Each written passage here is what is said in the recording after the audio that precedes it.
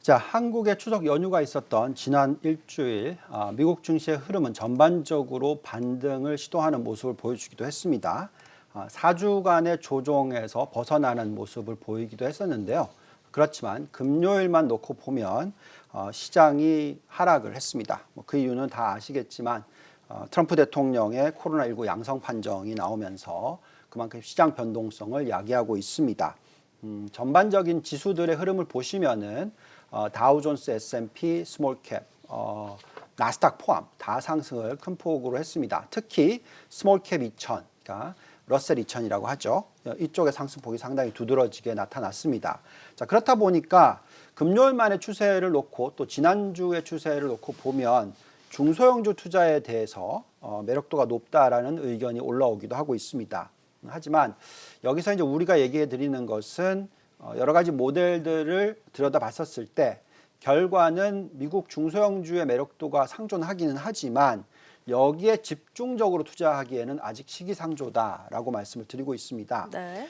중소형주의 매력도가 없다라는 것은 아니고요. 그렇지만 상대적인 매력도가 좀 떨어진다라는 부분을 말씀을 드리겠고요. 그래서 지금 현재 현 시점에서 러셀 2000 중소형주의 상승 여력을 잔존가치 모델상으로 들여다보고 또 가장 대표적인 성장주인 나스닥 100기업의 상승 여력을 비교해 보면 네. 약 2배 정도로 나스닥 100기업의 매력도가 더 높다라는 게 중요한 포인트가 되겠습니다. 러셀 2000은 약 12.3%의 상승 여력, 반면 나스닥 100은 25.1%의 상승 여력을 보여주고 있기 때문에 중소형주가 매력은 있으나 아직까지는 대표 대형주 위주의 투자가 적절한 타이밍이다라고 말씀을 드리고 있습니다. 네, 단기간에 변동성이 좀 있어 보이긴 하지만 대형 성장주 위주의 투자는 아직까지 유효하다라는 분석 이야기를 해주셨습니다. 여기에 또 지난주 눈길을 끌었던 것이 고용 지표입니다. 생각보다는 좀 못 미치는 수준으로 발표가 됐는데 또 상세하게 또 살펴볼까요? 네. 자, 아직 그 중소형주의 리스크가 상존하는 부분을 여기와 연결시켜서 보겠습니다. 왜냐하면 여기에 나와 있듯이 지금 미국 신규 고용 추이를 보시면은 큰 폭의 회복을 하는 듯 했으나 점차적으로 지금 상승하는 고용 추이가 줄어들고 있어요. 네. 지금 지난달 보시면 66만 1000명이 나왔고요. 그 전달인 1489만 명보다 훨씬 많이 줄었죠. 여기에 예상치가 사실은 85만 명이었으니까 그보다 거의 한 4분의 3 수준의 숫자가 나왔습니다. 그렇다 보니까 아직까지 미국의 경기 회복은 더디다라는 의견이 더 크고요. 그래서 미국의 추가적인 재정 정책 발표가 정말 중요한 시기다라고 네네. 말씀을 드리겠습니다. 또한 과거에 있었던 이 부도 추이를 좀 보시면은요.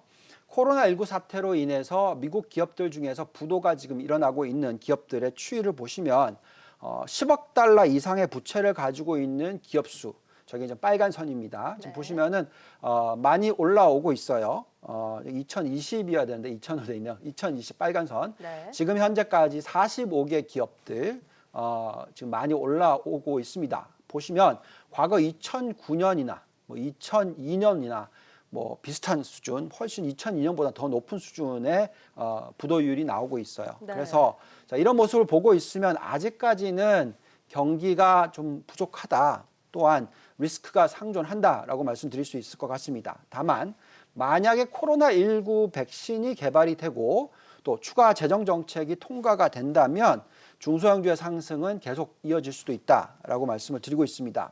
그렇지만 중소형주 투자를 전체적으로 다 하기에는 지금 너무 희비가 갈리고 있는 중소기업들입니다.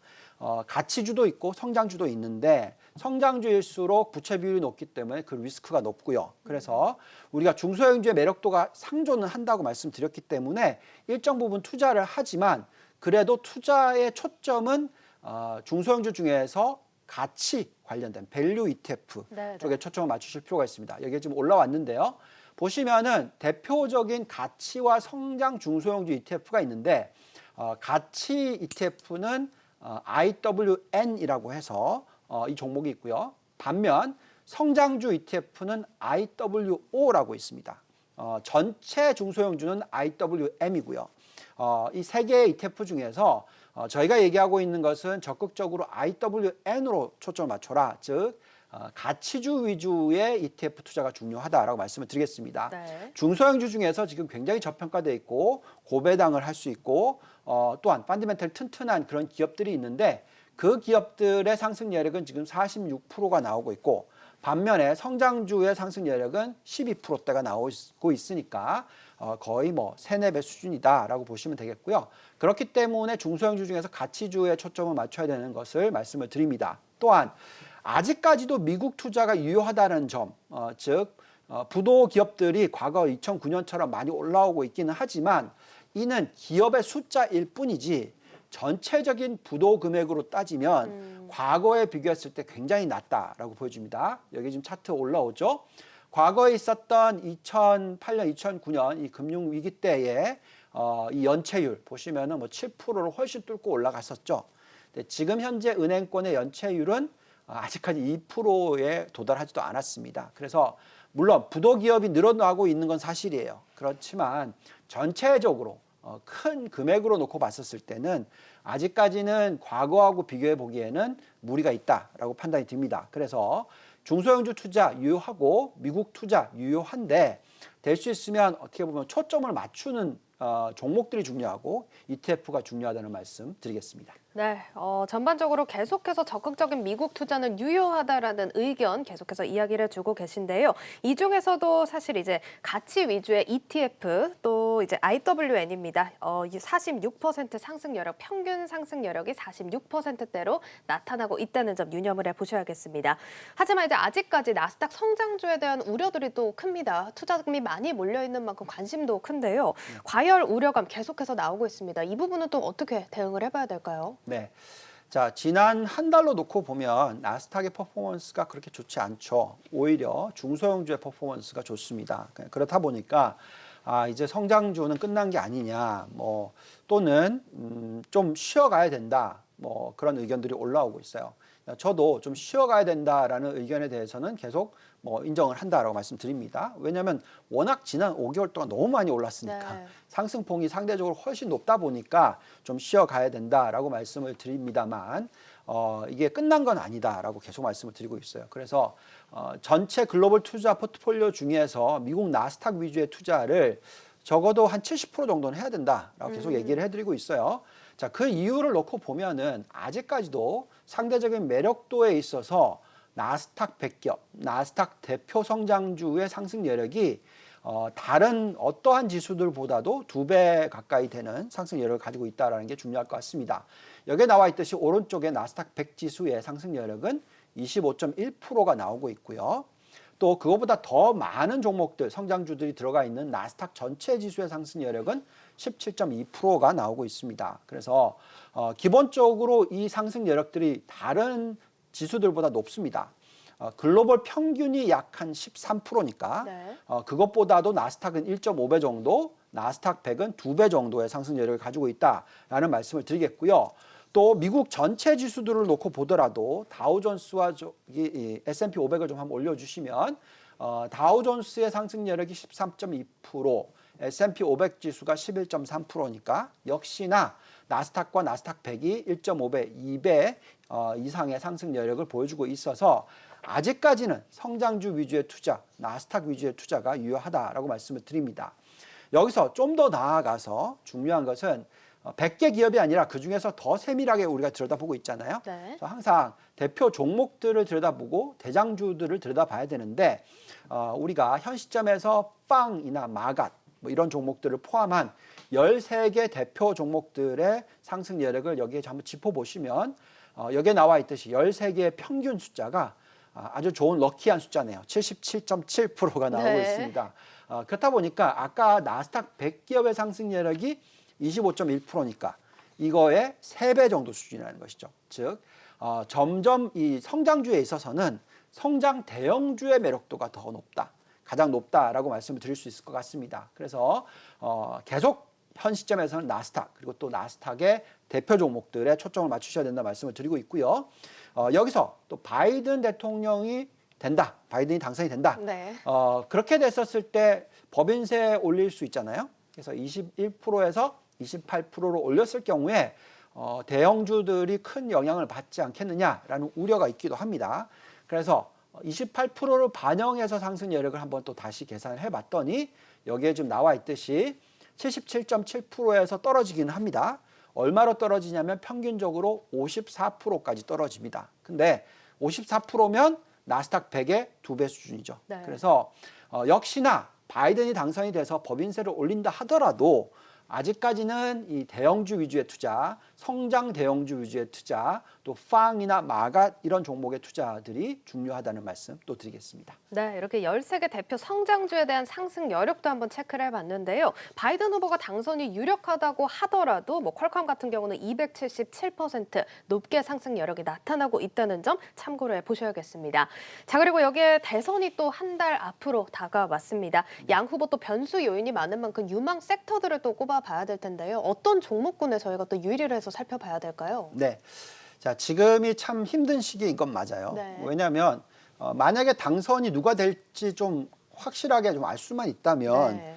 시장은 아주 불확실성을 빨리 털쳐버리고 올라갈 겁니다. 그런데 지금 약간 박빙의 어떤 경쟁이 일어나다 보니까 그만큼 시장이 큰 폭으로 상승 못하고 있는 그런 모습입니다. 근데 지금 보시면은 트럼프 대통령의 확진 뉴스가 터지자마자 지금 트럼프의 지지율 빨간 선인데요. 네. 큰 폭으로 하락해서 30%대로 떨어졌어요. 반면에 바이든의 당선 가능성은 지금 61.3%로 큰 폭으로 상승을 하는 모습 보여주고 있습니다.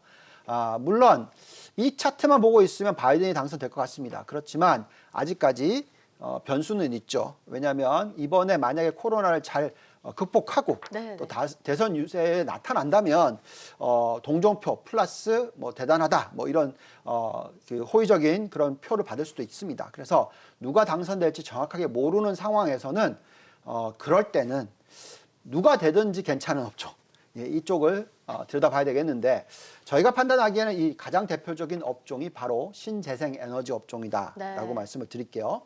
자, 과거의 트럼프 대통령의 행보를 보면 당선이 되자마자 신재생 에너지는 좀 배탈을 하는 그런 모습 보여줬었어요. 그렇기 때문에 여기에 지금 차트에 나와 있듯이 박스권을 보시면 저게 이제 대표적인 ETF, 태양광 ETF인데요. 퍼포먼스가 안 좋았죠. 네. 예, 트럼프 대통령의 영향력이 높았다라고 생각이 듭니다. 근데 최근 1년을 보시면 박스 오른쪽을 보시면 큰 폭의 상승을 보여주면서 과거 거의 한 7년 추세에 다시 복귀를 하는 모습 보여주고 있습니다. 자, 그만큼 신재생 에너지 관련해서 트럼프 대통령이 당선이 된다 하더라도 우호적일 수가 있다는 게 중요합니다. 얼마 전에 있었던 이 양성 판정 받기 바로 전에 미 대선 TV 토론이 있었잖아요. 이때 트럼프 대통령이 했던 발언을 보시면 여기에 나와 있듯이 난 전기차에 전적으로 찬성한다. 그리고 또 전기차에 큰 인센티브를 줬다. 약간의 입장 변화가 있네요. 그렇죠. 확실하게 발언의 변화가 있다는 것을 인식하셔야 됩니다. 네. 과거의 트럼프의 정책은 친환경적이지 않았습니다. 그렇기 때문에 이 석유 관련주들의 우호적인 정책들을 많이 펴왔었는데 지금 보면 요즘에 발언하는 내용을 보면은 환경 변화는 일어나고 있다라는 걸 인정하는 것 같아요. 네. 대신에 이 환경 변화를 일으키는 국가가 미국보다는 인도라든지 특히 중국을 공격을 좀 많이 합니다. 네. 그래서 자, 이런 부분을 보고 있으면 그만큼 좀 변화했다라는 게 느껴지고요. 또 여기서 지금 보시면 글로벌 이산화탄소 배출 상위 국가 순위를 보시면 중국이 정말 나쁘긴 합니다. 그리고 또 인도도 좀 나쁘게 나오고 높은 이 배출을 하고 있는데 네. 트럼프가 도망갈 수 없는 게 미국이 2등이에요. 그렇다 보니까 네. 어쩔 수 없이 트럼프도 정책적으로 친환경 쪽으로 갈 수밖에 없다라고 저희는 판단을 하고 있어요. 그래서 이렇다면은 우리는 지금 친환경 쪽으로 투자에 초점을 맞춰야 된다고 생각이 들고요. 여기에 또 최근에 이 석유 관련 회사들의 자금 흐름 자체도 새로운 석유 쪽의 투자보다는 친환경 쪽으로 투자를 늘리고 있다라는 모습이 나옵니다. 그래서 점점 더 친환경 쪽으로의 투자가 늘어날 것 같고요. 자, 여기에 유럽과 중국의 흐름을 보시면 유럽은 2050년까지 친환경 100% 달성하겠다 얘기했고 지금 투자가 들어가는 금액 중에서 거의 3분의 1은 다 이쪽입니다. 여기에 또 중국마저도 2060년까지는 친환경 국가로 탈바꿈하겠다라고 얘기를 하고 있어요. 그래서 네. 그렇다면 미국도 쫓아갈 수밖에 없다라는 거죠. 자, 그런 모습을 인식을 하셔야 될 것 같습니다. 자, 이렇다면 우리는 투자를 이쪽에 할 수밖에 없는데 그렇다면 도대체 어떻게 투자를 해야 될지 네. 한번 봐야 되겠죠. 한번 보죠. 개별 종목 리스트를 쭉 한번 보시면은 여기 다초 뉴에너지 이건 이제 중국 기업이고요. 한화 솔루션 한화 이건 한국 기업이죠. 네. 여기 또 현대에너지 솔루션 한국 기업입니다. 그 이외에 커네디안 솔라 또 OCI 중국과 한국 기업들이 좀 계속 많이 올라와요. 그래서 이런 종목들에 대한 관심 가지실 필요가 있고요. 또 그 이외에 바커케미는 유럽 쪽 그리고 또 좀 밑으로 내려오시면 퍼스트 솔라는 미국입니다. 그래서 지금 대표적으로 한국, 중국, 미국, 유럽에 이런 종목 투자를 하시는 것이 중요하다고 말씀을 드리는데 근데 이 종목 투자는 좀 리스크가 클 수 있죠. 네. 누가 1등을 할지 아직까지는 모르니까. 그래서 이럴 때는 ETF를 활용하시면 됩니다. 지금 우리가 상승 여력이 굉장히 높은 ETF들 리스트 10개를 쭉 뽑아보면 이 중에서 지금 빨간 박스권이 다 신재생 에너지나 전기차 관련 뭐 리튬 이런 쪽입니다. 네. 예, 그래서 10개가 상승 여력이 높다라고 뽑았는데 그중에 5개, 절반이 다 신재생 에너지 쪽이라면 네. 우리는 이 업종에 대해서 초점을 많이 맞출 필요가 있다라고 말씀드리겠고요. 특히 여기에 나와 있는 PBD라든지 QCLN, 또 PZD, 또 GRID 자, 이런 쪽의 투자를 적극적으로 하시다 보면 적절한 투자 수익을 올리시지 않을까라는 기대를 가져봅니다. 네, 알겠습니다. 트럼프 대통령의 확진 판정 이후에 바이든 후보와의 지지율 계속해서 격차가 벌어지고 있습니다. 여기에 트럼프 대통령도 최근 발언들을 미뤄봤을 때 친환경적인 발언들이 많이 나온 점을 또 생각을 해보자면 친환경 에너지 섹터 그리고 ETF 또 관련 기업들에 초점을 맞추셔야겠습니다. 자, 이렇게 미국 시장 점검 또 상세하게 들어보고 있습니다. 미국 시장에서 또 가장 중요하게 여겨지는 게 또 유동성일 텐데요. 이번 주는 또 유동성 지표 결과 어떻게 나오고 있나요? 네. 자, 유동성에 대해서는 매주 짚어보는 게 중요합니다. 어느 시점에서 갑자기 유동성이 줄어들 수도 있기 때문에 이 숫자가 지금 시장을 지탱해주고 또 추가적인 상승을 만들어주는 큰 요소이기 때문에 매번 짚어봅니다. 이번에 짚어보면은요, 숫자가 조금씩 하락은 하긴 했어요. 그렇지만 아직까지도 워낙 높은 숫자이기 때문에 크게 걱정은 하지 않고 있습니다. M1 증가율이 지금 42.7% 지난주에 나왔고요. M2 증가율은 24.4%가 나오고 있습니다. 그래서 과거의 고점보다는 2배 수준이 계속 유지가 되고 있다라고 판단하시면 되겠습니다. 여기에 미 연준의 대차 대조표 총자산 규모도 조금 감소하는 그런 모습 보여줬었어요. 숫자는 7.056조 달러 정도 나왔는데 그 전주가 7.093조 달러니까 약간 줄어들었습니다. 네. 그렇지만 전반적으로 지금 M2의 증가는 계속 이어지고 있어요. 그래서 우리가 과거 히스토리, 역사를 보고 이 M2의 규모와 시가총액을 비교했었을 때 어느 정도까지 상승을 할 것인가 하는 부분을 유동성 지표만 가지고 계산해 봤었을 때 지금 계산을 해보면 앞으로 12개월을 놓고 계산하면 여기에 나와 있듯이 S&P 500 지수가 약 4천, 나스닥 지수를 보면 13,230, 즉 지금 지수 대비해서 약 19.5% 정도 상승할 수 있다.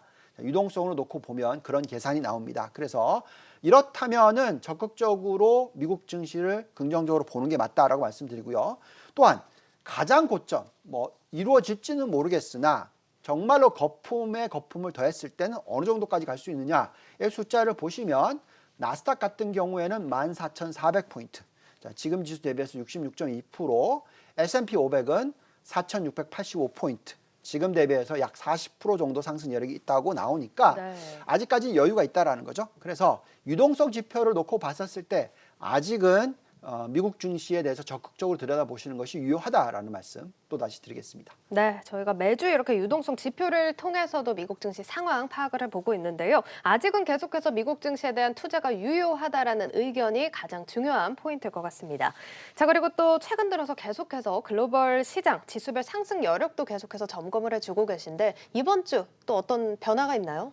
네, 자, 지금까지 계속해서 쭉 짚어드린 내용은 미국 투자이죠. 미국 투자 유효하다. 그중에서 가장 초점을 맞춰야 되는 것은 나스닥이고 나스닥 100이고 그 안에 또 대형주다라고 말씀을 드렸고요. 여기에 만약에 좀 관심을 가지시는 중소형주 투자라면 어느 정도 투자는 해도 되는데 될 수 있으면 가치주 위주의 IWN을 투자하시라고 말씀을 드렸습니다. 자, 이건 전부 미국에 대한 내용이고요. 미국만 투자를 하기 싫어하시는 분도 있으시니까 네. 우리가 선진국 투자라든지 신흥국 투자의 전반적인 흐름을 좀 짚어봐야 될 것 같습니다. 자, 그래서 지금 국가별 상승 여력을 우리가 돌려보는 잔존가치 모델상으로 들여다볼게요. 자, 우선 선진국을 보겠습니다. 자, 지금 선진국을 보시면은 상승 여력이 전반적으로 제법 높게 나오는데 여기에는 지금 나와 있지 않는데 평균으로 놓고 보시면은요. 이 선진국의 평균이 약 13.1% 정도의 상승 여력이 나오고 있어요. 자, 그렇다 보니까 선진국의 상승 여력과 신흥국의 상승 여력이 비슷합니다. 신흥국은 한 12.9% 나오고 있어요. 그래서 비슷비슷하기 때문에 이 정도라면 선진국이나 신흥국 둘 다 투자를 해야 된다라고 말씀을 드리고 있어요. 그렇다면 어떻게 투자를 해야 되느냐? 시가총액 단위로 계산을 해보면 선진국 비중이 한 80% 되고 신흥국 비중이 약 20% 정도 됩니다. 그래서 우리는 지금 8대2 전략을 계속 펴간다라고 말씀을 드리고 있습니다. 자, 그 중에서 선진국의 리스트의 상승 여력이 높은 순서를 보시면 계속 말씀드렸지만 나스닥 100. 자, 이것을 제외하고는 그럼 어떤 국가들이 있느냐? 여기에 나와 있듯이 네덜란드 20.9%의 상승 여력이 나옵니다. 여기에 또 그 밑으로 보시면 독일 20.7% 나오고요. 밑으로 보면 또 영국, 스페인 이렇게 나와요. 그래서 우리가 미국에 초점을 맞추는데 미국 나스닥 100에 초점을 맞추는데 그 이외에 좀 더 투자를 하자면 유럽 쪽 투자 또 그 중에서도 더더욱이나 네덜란드나 독일 같은 친환경 관련된 지수들 투자를 하시는 게 좋다라고 말씀을 드리고 있습니다. 네. 자, 그 다음은 이제 신흥국인데요.